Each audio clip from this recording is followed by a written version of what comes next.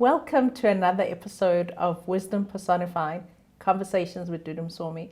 I am so excited today. I'm sure you can see I'm like smiling from ear to ear. I have been trying to get Dr. Judy Dlamini to speak to me for the past 2 years. I am so excited. She is a renowned businesswoman. I mean, she needs no introduction. Dr. Dlamini, how are you? Hi, Dudu. I'm well, thanks. Sorry for not getting it right for 2 years, but it's an honor to be here. Thank you. All good things are worth the wait. I mean, we know so much about your business life, your academic life. One thing I've not really read up about is a lot about your upbringing, your most treasured memories as a child. What were they? Do you have siblings?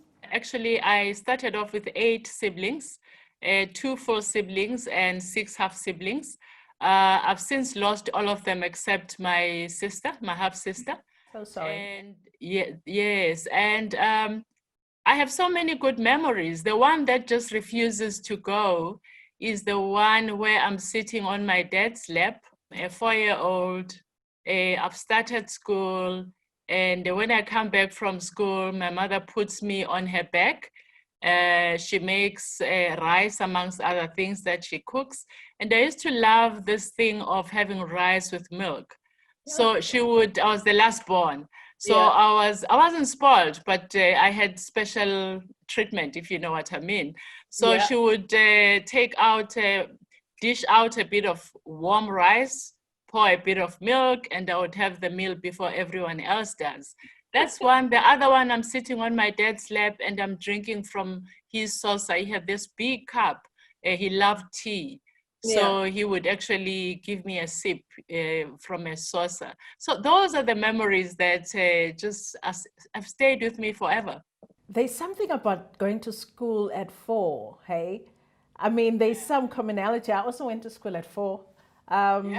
Yeah, we must do some research about what that means. Have you heard of the term portfolio life? And when I look at your life, I think even before you read about it, you're already living it.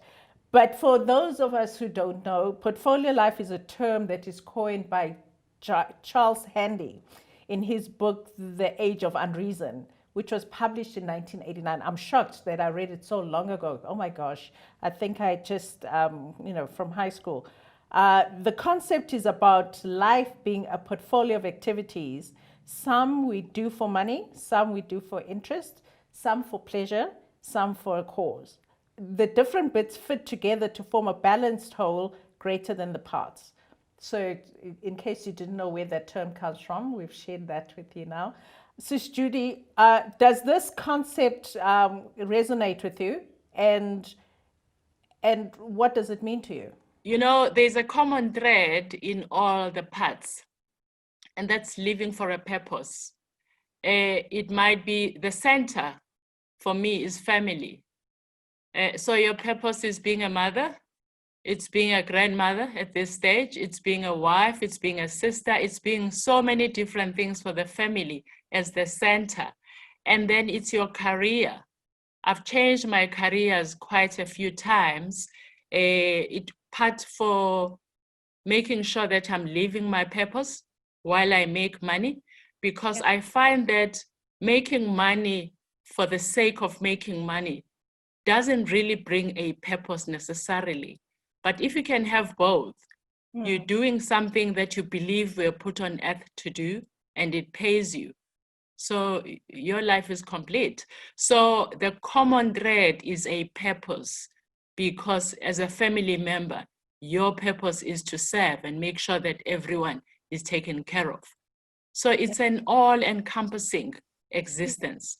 When you change your careers the way you have, are you fearful about trying something new? I am, always. Always. They always say courage is not the lack of fear, it's just less fear. And also being resonant that you are going to do whatever it takes. You scared, like I remember when I left medicine and went to study, it was difficult, but I was clear that that's exactly what I'm going to do right now. Yeah. What was more difficult, though, was to then use the MBA to then leapfrog into a different career. I was 40 and I was a medical doctor. I had practiced for many years. I did well. So it was really difficult to make that transition. Of all the things, that's one of the most difficult phases of my life, because I used to lay awake at night and say, what happens now? Because those who've done an MBA know that it has a short lifespan unless you use it. Yes. So you have 2 years, and in those 2 years, you have to use it. And I couldn't go back to being a GP because I'd invested time and effort to be something else. But through the grace of God, I got a job in corporate finance at HSBC Investment Bank, and it allowed me to hone my skills for entrepreneurship, putting deals together, and becoming a businesswoman again. I think sometimes people miss that struggle in your life because when you are successful, people think you just got there. And I'm glad you're sharing that wisdom so that when you are going through a hard time, know that, you know, as long as you've got the right foundation, and I think you are building the right foundation for you to succeed.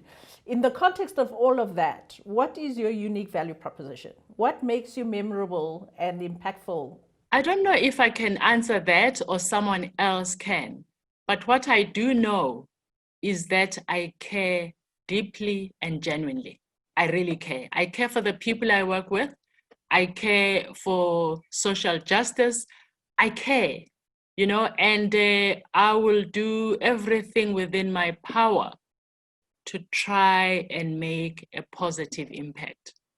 I don't always succeed, but I never stop trying. I think that's one. And also, what you see is what you get. When I'm gone, people will be like, she wore her heart on her sleeve. You always knew where you stood with her. Yeah.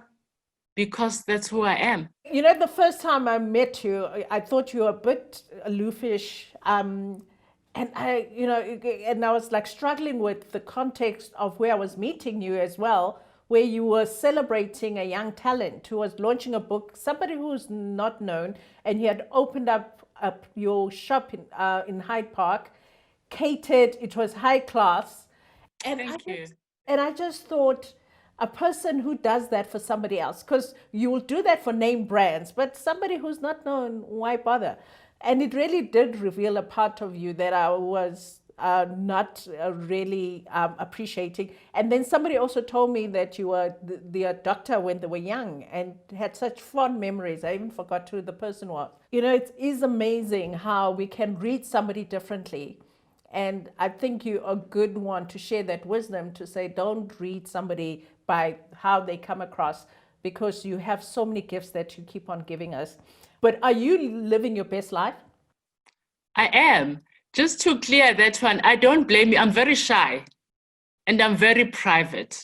Yeah. So it's very easy for people who don't know me to think, oh my goodness, she's cold, or, you know, but till you get to know me, I am living my best life. I am so grateful, Dudu. I'm grateful for my life. I'm great, not because it's perfect. I've had a lot of pain. I've had a lot of challenges, but I still admire and I'm grateful for the positives and the gifts that God has given me.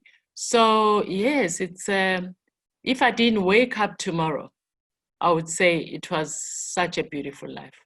And we will all miss you, so please stick around for a while. You know, I was reading a quote that was in the Mail and Guardian of 4 January 2019, where you said, in business and life, you have to work hard. You have to have integrity. You have to choose your partners carefully. Can you share wisdom around, first of all, the qualities and values you should consider when choosing a life partner? You've been married a while, and it looks like a very successful partnership. So wisdom around that. And the second one around choosing a business partner, because we seem to get burnt quite a lot when we choose business partners. We do. And I'm one of those that have got banned. You know, there's a lot of luck in life. I guess for someone who prays like I do, prayer helps to make you lucky half the time. But more importantly, I think we need to look for the right things in partnerships, whether it's business or a life partner. And that's a value system. If you have integrity, and integrity is important to you, don't marry someone who doesn't. It fails before it starts. Love is one thing. As important as it is, it's not everything.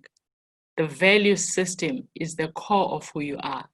So if you have integrity and you meet someone who has integrity, you might have difficulties in other areas.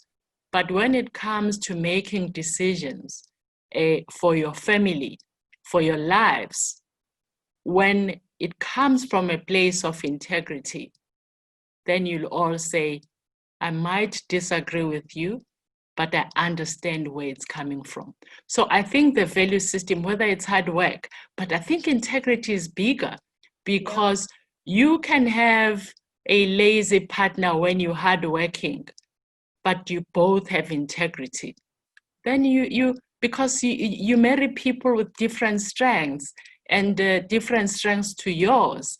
And the best thing to do is to just work with what you have. Admire their strengths and cover their weaknesses. It goes both ways. And I think it's the same in business. And the few times I've got it wrong, I didn't know the people's value system. And I realized once I was inside that, damn, this person is not what I thought they were. So yeah. It's like, don't impose your values on somebody else. Really see who they are without like expecting them to be who you are. In that context, then maybe I should ask you, what's the most courageous decision you've ever taken in your life? I think I've mentioned it already. Leaving my practice, my mother couldn't understand that. So you mean to tell me you're not a doctor anymore? After all those years. I know, all those years. I mean, really? Yeah, I think that was the most courageous thing to do. And starting a business wasn't too hard, because in the real sense, I've always been in business. Whether it was a practice or the bakery next to my practice, I always have been.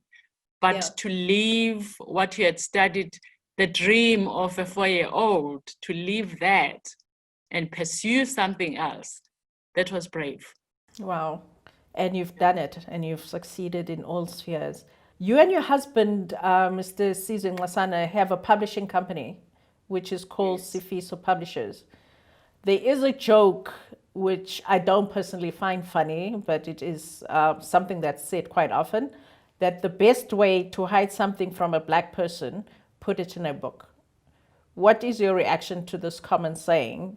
And who is your target market for the publishing house in terms of the authors that you would like to publish? Firstly, a lot of people define us, and we have to define ourselves. Africans read. As long as you write what they want to read.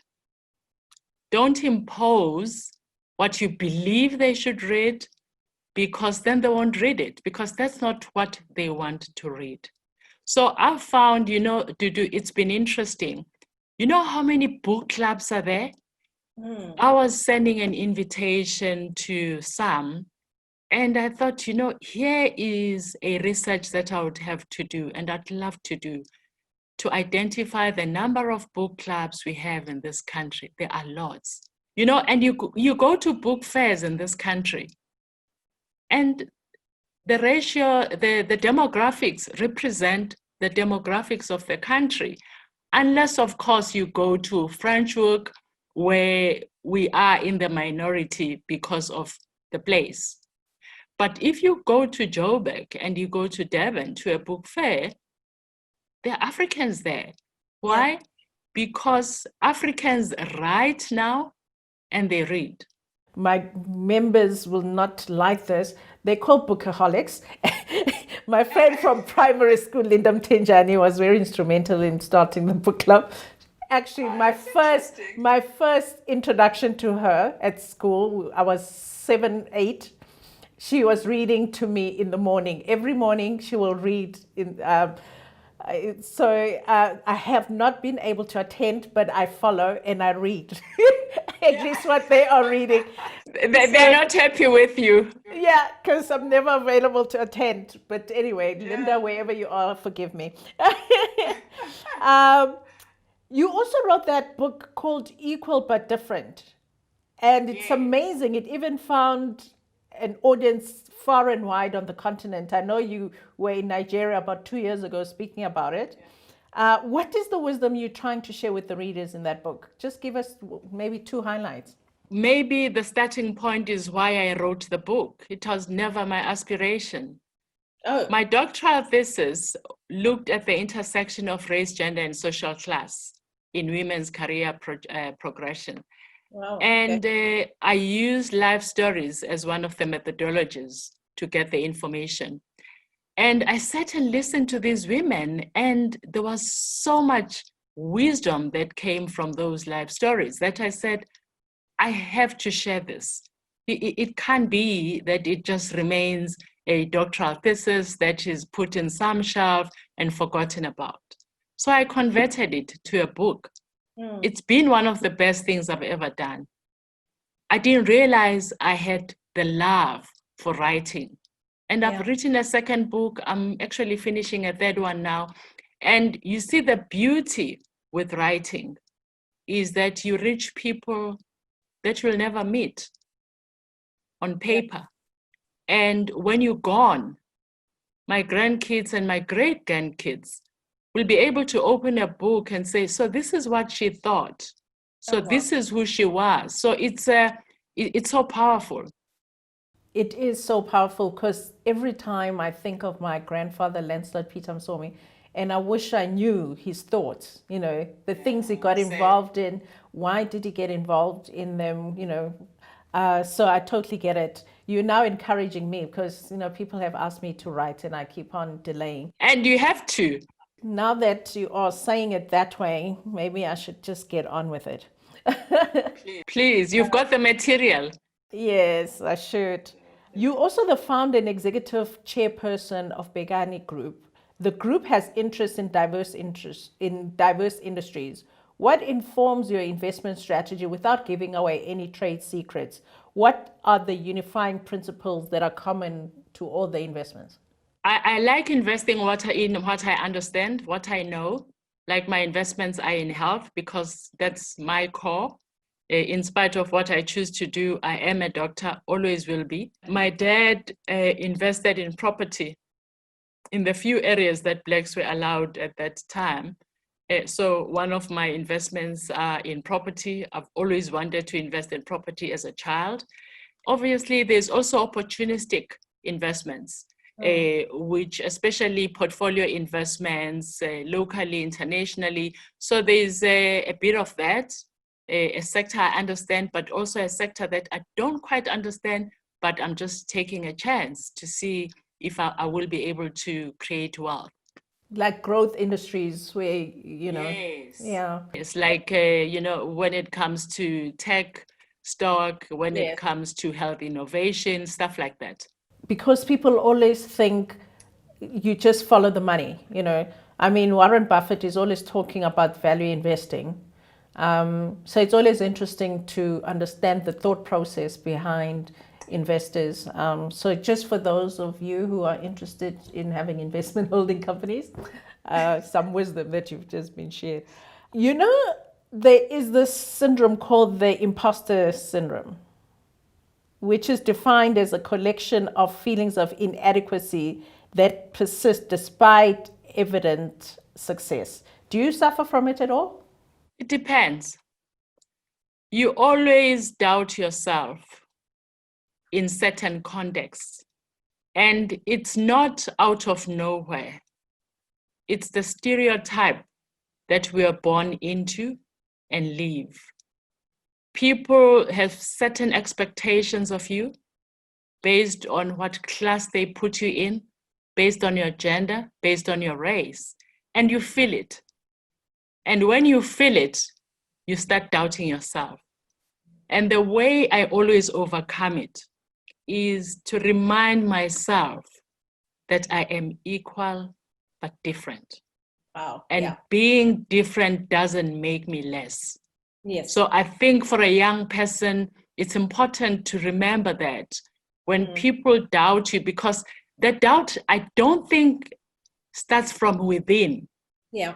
You actually respond to your context. And the response is to what you perceive in the context you find yourself in. And always remember that you're equal. That is amazing. That is amazing. The context that you've just mentioned, that sometimes we undermine the impact of that. Oh, yes. What legacy do you want to leave in this world? Are you striving to leave any? I think every day, just make it count. Yeah. You know, the first time I had a grandchild, as I said, my family is the core of who I am. In 2016, this beautiful thing was born. And I remember I was like, oh my God, I'd love to go to Makeda's graduation ceremony. You know, you start dreaming, if I can only live for 20 years. And then you realize that life is just a gift. Celebrate each day. Yes. If you get tomorrow, great. But what you have is today. Every day, I try to live my best life. I try to make a positive difference. I don't always succeed. But when I'm gone, I'm gone. Yeah. You know, when I'm gone, I'm gone. So because I write, I'm happy that even when I'm gone, a child in Tanzania will pick up a book and learn something and hopefully be inspired, because I write to inform and inspire. And if the trajectory of their lives is impacted positively, my job is done when I'm gone. So I think for me, it's not about thinking about the legacy, it's about living life today and try and impact lives today. And if you've done well, the people the legacy will take care of itself. Precisely. You know, as you're talking, it's a painful thought that is coming. I mean, you have a choice not to respond. My mother, first child, she had a miscarriage. Second child died when they removed it from an incubator because it was an African child and they needed it for a white child. That's painful. I know. And then she got my sister, who then died at 40. And I know a lot of my life is I try and make her pain easier to bear. Having lost a child, what wisdom can you share? Because I don't have kids. So it's something that I try and be compassionate about when I look at my mother. But what can you share? What helps a person go on? Sure. It's the deepest pain, Dudu. Deepest pain. And it happened 8 years ago, but you don't get used to it. I didn't know I was going to cry. But you know, to anyone who's watching who's lost a child, just know that what sustained me was to realize that he never was mine. He came through me as a gift to me, and God was communicating with me It was an honor to have him. And when God takes him, damn, it's painful. But just cherish those memories and leave. Because the last thing you want to do is to stop living. Because then you're cheating him, it was a he for me, and yourself. Because in my view, as someone who chooses to believe in God, he chose to take him and not me. There was a reason that he found for doing that. I don't know what it is. It doesn't make sense. It never will. But the point is we are here. Yeah. And here is the gift of life. Live.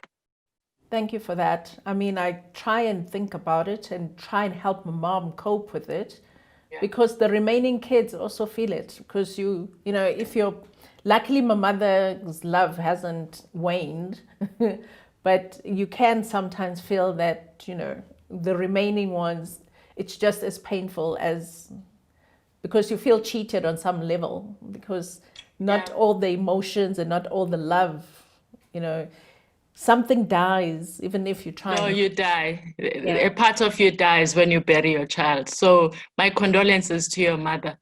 A Yeah. part of you dies. Yeah. And just for us to have compassion. Oh, yes. Yeah. Yeah. I'm just grateful. Yeah. I'm grateful for everything, even the challenges, because they make me who I am. I really am grateful. Something inside of me has broken speaking to you. I'm utterly grateful for the opportunity. And yeah, I'm trying not to cry.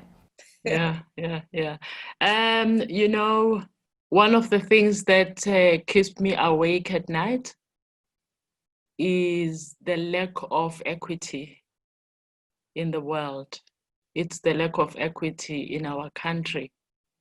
We were lucky to see political freedom, but without economic freedom, without a woman having an equal chance of leading, without a Black woman, an African woman having an equal chance to be anything she chooses to be, to walk in the street at night, feel safe, we don't have that. And I'm starting to think maybe we won't have it in my lifetime. And that makes me sore. So that's what I pray for. That's what I strive for every day. To just have that impact that will change the status quo so that everyone is indeed equal. Because in spite of us being born and always being equal, it doesn't reflect in our society. Just look at COVID, how it's affecting us differently. It's painful. You know, it's painful to be poor, and being poor because you were born a certain ethnic group or a certain gender. It's unacceptable. So for me, each one of us that has made some success of their lives, we owe it to those that haven't, to make a difference. That's really is my parting shot. Please, whatever small difference you can make, even if it's just helping educating the kids of your domestic worker, each one of us can make a difference. And the one thing as you're talking is for African people to realize how powerful they are. I always say, if I chose this race and I chose this gender, there was so much wisdom in that I will not cower to what is happening. And until we realize our capabilities, we'll always be seen as the bottom of the rung in anything. And we can't allow it and shouldn't. Because we have stars like you. I mean, there are people living, which is why I wanted to do this series so much, to showcase that this is who we are. See the best parts of ourselves and know that you are also capable. Oh, yes. Thank you, Dudu. Definitely. Thank you so much. Thank you. Can you understand why I had to have this conversation? The waiting has been worthwhile. Until next time, join us again for Wisdom Personified Conversations with Dudu Msomi.